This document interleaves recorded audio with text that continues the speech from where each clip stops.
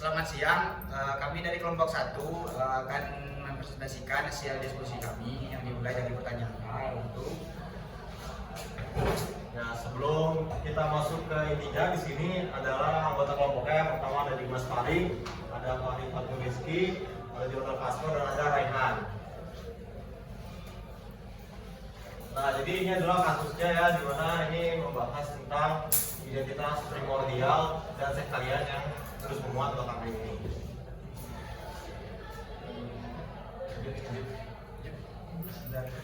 Oke, jadi pertanyaan pertama, apa yang dimaksud dengan identitas primordial dan apa bedanya dengan identitas nasional?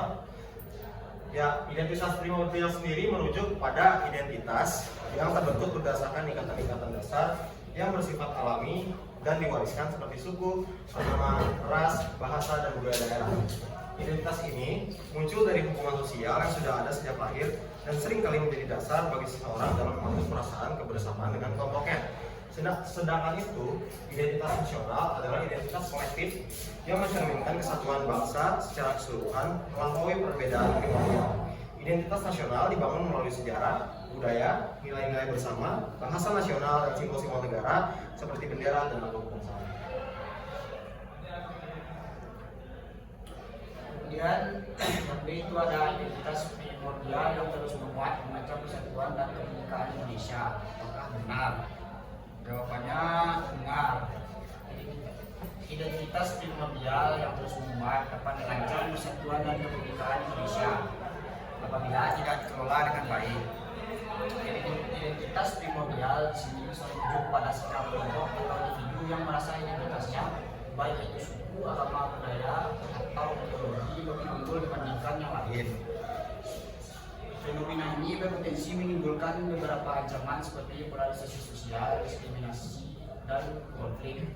Menurutnya nasionalisme dan ancaman terhadap demokrasi. Namun apabila dikelola dengan baik, itu bisa diputarbalikkan. Selanjutnya, jika mengancam persatuan dan kebinekaan Indonesia, apakah sebaiknya identitas primordial dihilangkan? Identitas primordial tidak perlu dihilangkan karena merupakan bagian esensial dari kehidupan masyarakat dan kebudayaan bangsa. Yang perlu dilakukan adalah mengelola keberagaman yang ada dengan kebijakan yang adil, pendidikan yang inklusif, dan peningkatan rasa persatuan sehingga perbedaan bukan menjadi sumber konflik, melainkan kekuatan untuk membangun Indonesia yang lebih harmonis. Selanjutnya ada yang B, dapatkah identitas primordial itu memberikan kontribusi positif dan baik bagi pengembangan bangsa? Jawabannya, ya, identitas primordial dapat memberikan dampak positif pada pembangunan nasional jika dikelola dengan efektif. Identitas primordial meliputi aspek seperti suku, agama, budaya, bahasa, dan tradisi yang terkait dengan kelompok tertentu. Meskipun sering dianggap dapat menjadi pemicu konflik, identitas ini sebenarnya dapat berfungsi sebagai kekuatan yang menambah keberagaman bangsa.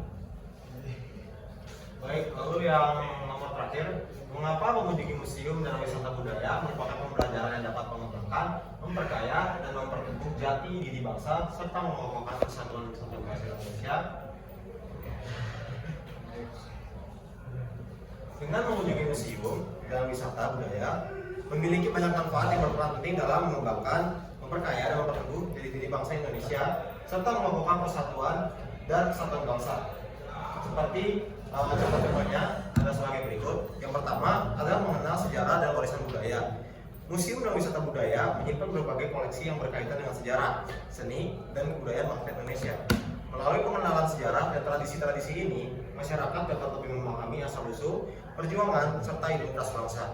Yang kedua, dapat memperkuat rasa nasionalisme. Dengan melihat dan belajar langsung tentang sejarah bangsa, pengunjung dapat merasakan semangat perjuangan para pahlawan dan usaha keras dalam mempertahankan kemerdekaan pada saat itu. Dan yang ketiga, menumbuhkan rasa kebanggaan terhadap keanekaragaman budaya. Indonesia dikenal dengan keragaman budaya suku, bahasa, dan adat istiadat. Museum dan wisata budaya memberikan kesempatan untuk mempelajari dan menghargai keberagaman ini, mengetahui bahwa keberagaman inilah adalah bagian dari kekayaan bangsa. membuat masyarakat semakin menghormati perbedaan dan memperkuat rasa persatuan. Ya, mungkin cukup ya, tidak ada pertanyaan dari teman-teman. Jadi boleh kita lanjut.